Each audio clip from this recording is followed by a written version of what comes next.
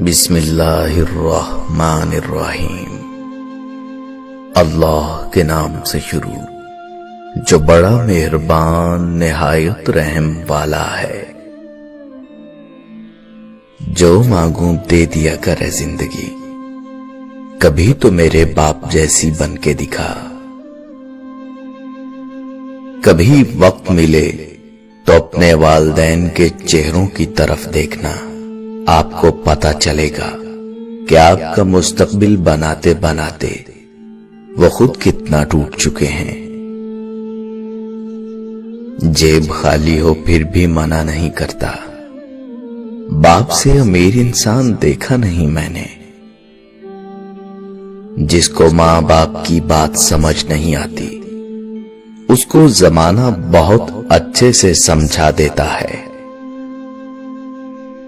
کندھوں پہ میرے جب بوجھ بڑھ جاتے ہیں، میرے بابا مجھے شدت سے یاد آتے ہیں۔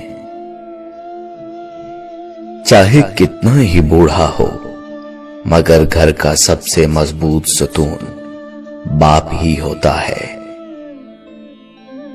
ماں باپ دنیا کی ہر ٹھوکر برداشت کر سکتے ہیں، سوائے اولاد کے ہاتھوں لگی ٹھوکر۔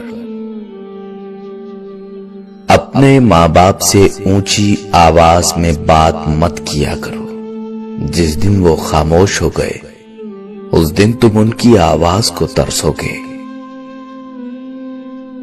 باپ ایسی کتاب ہے جس پر بہت سے تجربات تحریر ہوتے ہیں، جو زندگی گزارنے میں رہنمائی کرتے ہیں۔ اس لیے اسے اپنے سے کبھی دور مت رکھیں۔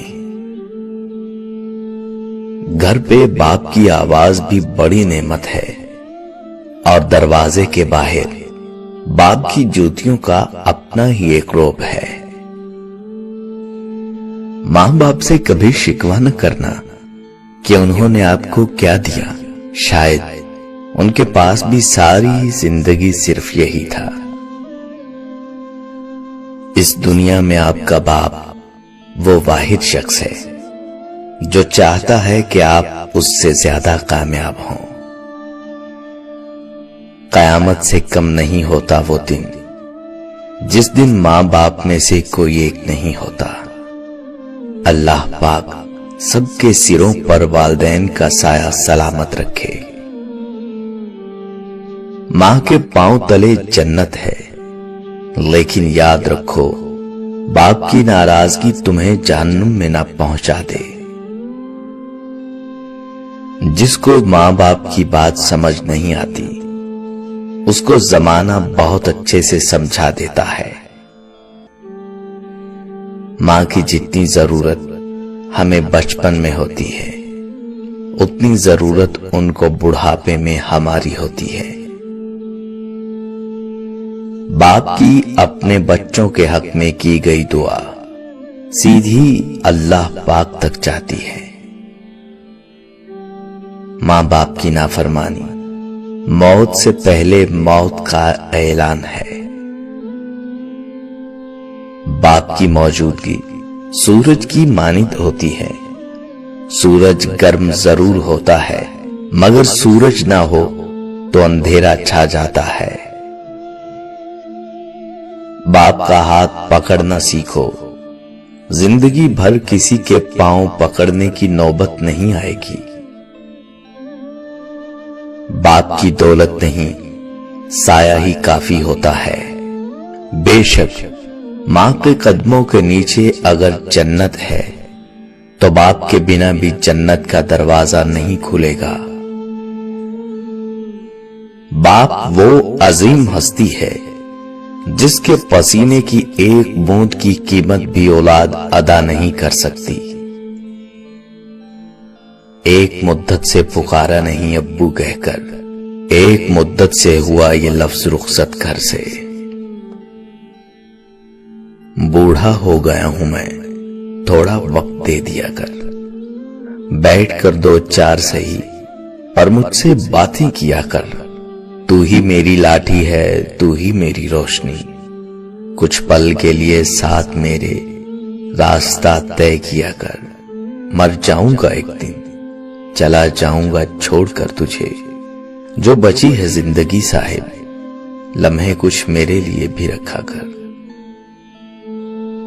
ایک عمر اپنے بیٹوں کو انگلی تھمائی، پھر بوڑھے نے ایک دکان سے لاٹھی خرید لی،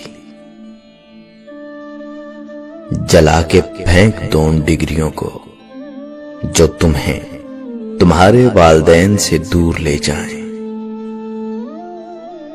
اگر ہو گود ماں کی تو فرشتے کچھ نہیں لکھتے، جو ممتا روٹھ جائے تو کنارے پھر نہیں دکھتے۔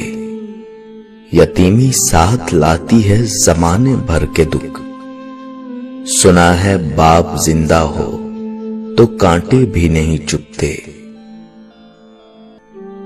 کبھی ماں باپ کی یاد آئے تو بہن بھائیوں کے ساتھ مل کر بیٹھا کرو، کسی کے چہرے پر ماں مسکراتی نظر آئے گی، کسی کے لہجے میں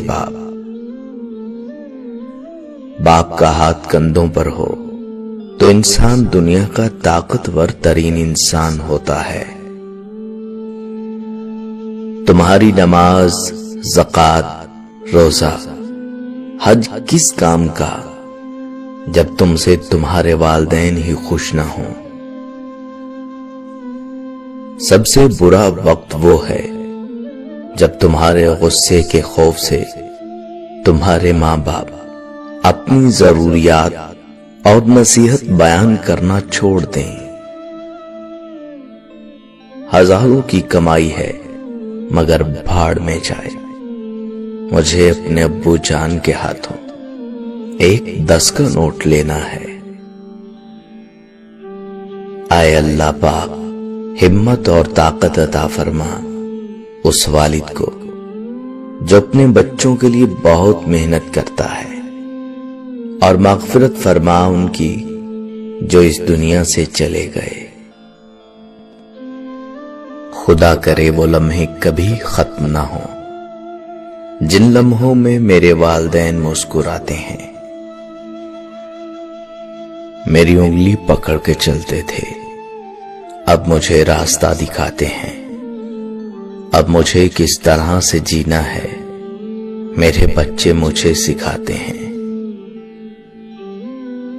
ذرا سی طبیعت کیا ناساز ہوئی میری عباس، بچے وکیل کو بلا کر لائے طبیب سے پہلے۔